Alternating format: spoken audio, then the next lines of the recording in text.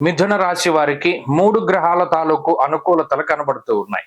రాశ్యాధిపతి అయినటువంటి బుధుడు 2వ స్థానమందు యోగించడం, అలాగే తృతీయ స్థానమందు కుజగ్రహం యోగిస్తూ ఉండడం, ప్రధానంగా ఈ వారంలో చంద్రుని యొక్క స్థితి వారం మధ్య నుండి అనుకూలిస్తూ ఉండడం, ప్రధానంగా దశమస్థో యథాచంద్ర యత్ర కార్యార్థ సాధనం అన్నది శాస్త్రం. ఇక్కడ బుధ గురువారాల దగ్గర నుండి చంద్రబలం యోగించడం వల్ల మనోల్లాస ధర్మసిద్ధి అన్నారు. అంటే ఏదైనా పుణ్య కార్యక్రమం చేస్తూ ఉండడం, లేదు మానసికమైనటువంటి ఉల్లాసం కలగడం, బంధుమిత్రులతోటి కానీ మీరు కానీ స్వయంగా ఏదైనా తీర్థయాత్రలు పుణ్యక్షేత్రాలను దర్శనం చేయడం, లేదా అనుకోని విధంగా ఏదైనా ఒక ప్రయాణానికి వెళ్ళి అమ్మయ్య మనం అనుకోకుండా వచ్చినా ఇది చాలా బాగా జరిగింది అనేటువంటి విధానంలో ఇలా మానసికమైనటువంటి ప్రశాంతతని పొందేటువంటి పరిస్థితులు మిథున రాశి వారిలో ఉన్నాయి.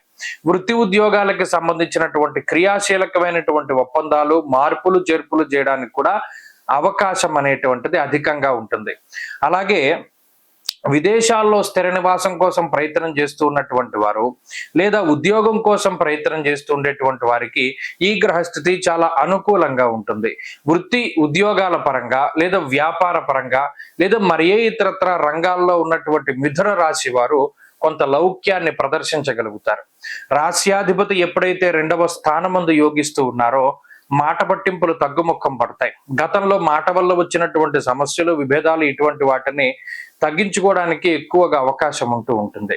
మరి ముఖ్యంగా కుజుని యొక్క ఆనుకూల్యత ఆర్థిక పరమైనటువంటి ఒడిదుడుకులను సైతం తగ్గించి వేస్తుంది. కావలసినటువంటి సమయానికి కావలసినంత ధనం చేతిలో ఉండేటువంటి విధంగా, ముఖ్యంగా దాని గురించి కంగారు పడేటువంటి పరిస్థితులు ఉన్నప్పటికీ సమయానుకూలంగా మీరు తలపెట్టినటువంటి కార్యక్రమాలకి ధనం అనేటువంటిది అందుతూ ఉంటుంది. సంతాన పురోగతి బాగుంటుంది. కుటుంబ సభ్యుల యొక్క సపోర్ట్ మాత్రం చాలా తక్కువగానే లభిస్తూ ఉంటుంది.